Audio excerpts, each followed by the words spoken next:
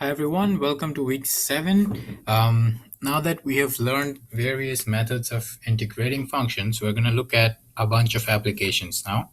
We'll start with the simplest one, which is area between curves. Now at this point, you already know that integration is tied down with area under a curve. But that has been the idea about one single curve.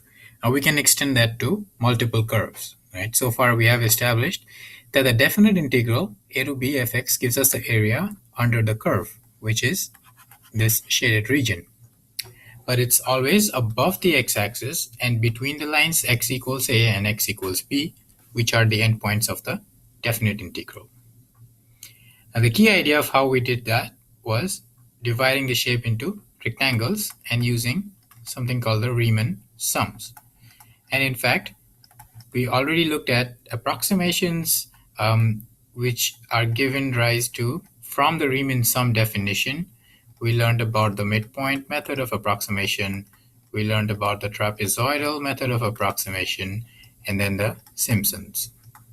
They all rely on the same idea of breaking down the object into smaller object. Now the question is, what if there's another function gx and we want to find the area of the shaded region between them? So we want the area between fx and gx.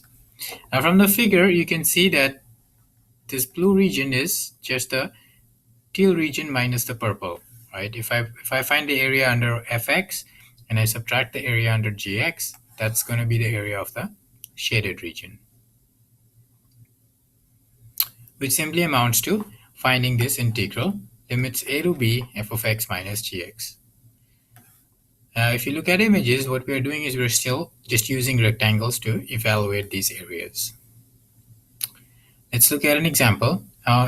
This time around in the videos, I'm leaving blank spaces so you can attempt these problems on your own and then compare it to the solution that I have on the video. Find the area bounded by y equals x squared plus 1, below by bounded above by this curve, below by y equals x, and on the sides by x equals 0, x equals 1. So step 1 is going to be plot these functions. This here is x squared plus 1, and this is y equals x. So let's say I call this f of x because it is above, and I call this g of x because it's below. So the area is going to be integration x squared plus 1 minus x dx. Now this is a fairly simple integral. This is x cubed over 3 plus x minus x squared over 2 from 0 to 1, which is 1/3 plus 1 minus 1/2 minus 0, which is with a common denominator 2 plus 6 minus 3. That's 8 minus 3, so it's 5/6. And that's the area that's enclosed right here between the functions f of x and g of x. So a straightforward application. Now more examples. Different cases. Sometimes you may be asked to find the enclosed area. Now in some cases, what happens is the curves might intersect. Then we find the enclosed areas as follows. Find the area of the region enclosed by y equals x squared and y equals 2x minus x squared. Both of these are parabolas and they intersect. Now step 1 is to find, well, step 1 is to plot. Step 2 is to find the intersection point. Now why do we need the intersection point? It's because we don't know what our bounds are. When we are integrating, we don't know what is going to be, what do I use here? That depends on the region you're working with. And the region I'm working with is the one that's between the 2 points of intersection. So find the intersection point. To find the intersection point, I solve this equation, which amounts to 2x squared minus 2x equals 0. 2x, x minus 1 equals 0, giving me x equals 0 and x equals 1. That's fairly obvious even from our plot that this should have been x equals 0. But we didn't know about the second point, and we find that it is x equals 1.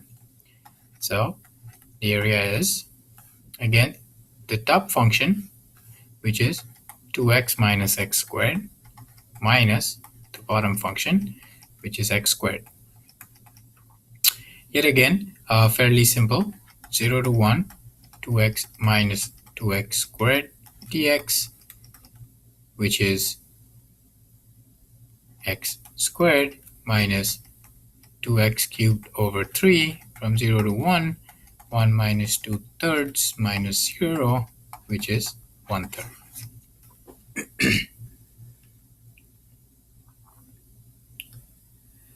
Now sometimes you may have multiple enclosed areas. Now consider the following scenario. The blue function is gx, the purple function is f of x. And in the interval a to b, sometimes f of x is greater than g of x. That's happening in 1 and 3. And sometimes f of x is less than g of x. That's happening in 2. This means that if you do f of x minus gx, sometimes it's positive and some other times it's negative. So when you add the areas, you'll end up subtracting some areas. Okay? But since you're finding the area, we want the areas to add up. And here 1 and 3 are positive and 2 is going to be negative. So for example, if I get my area of 1 as 10, area of 2 as 6, area of 3 as 5, I'm going to get this as negative 6. So when I add them up, I would get 9. But what I actually want is that it should be 10 plus 6 plus 5, which is 21. Because areas cannot be negative in physical reality. So we need to fix this. How to fix this is, one, we break the integral into smaller parts at the points of crossing. Now recall we use this property of definite integral. A to b can be broken as a to a1, a1 to a2, an to bn. But these points, a1, a2, a3 are points where the graphs cross each other. Or let's say the curves cross each other. And step 2 is we use absolute values. Yeah, absolute values. For each broken down part, this ensures that the output is always positive. So we don't have to worry about our negative areas. For example, let's say you're trying to find the area enclosed by y equals sine x, cosine x between 0 and pi over 2. Step 1, you plot. So you got to find this intersection point. Now that's when sine x equals cosine x. There are multiple ways of solving this. Method 1, you can go sine x minus sine x equals 0. Well, this is a tedious method, so I'm going to skip this. You can divide by sine x or by cosine x to get tan x equals 1. X is inverse tan of 1, which is pi over 4. It's pi over, there's more other answers possible, right? But we take the one that's between 0 and pi over 2.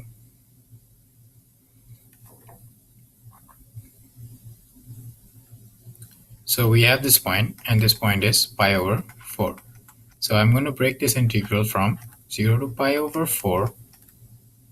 And then, now I don't really care which one is above and which one is below, because I'm taking the absolute value. Plus pi over 4 to the last point, which is pi over 2 of the same function, sine x minus cosine x dx. I go ahead and this is negative cosine x minus sine x from 0 to pi over 4. And I have negative cosine x minus sine x from pi over 4 to pi over 2. And remember, it's the absolute values here. Now this is going to be negative 1 over root 2 minus 1 over root 2 minus negative 1. And the absolute value of that, plus negative pi over 2, so that's going to be negative 1 minus negative 1 over root 2 minus negative 1 over root 2, absolute value. Now this is 2 over root 2, which is negative root 2 plus 1. It's going to be negative 1 plus root 2. Now, root 2 is greater than 1. So this is positive and this is negative, which means you write this as root 2 minus 1 plus root 2 minus 1, which becomes 2 root 2 minus 1. And that's going to be the area. So if you have multiple crossings, you want to be careful of how you deal with it.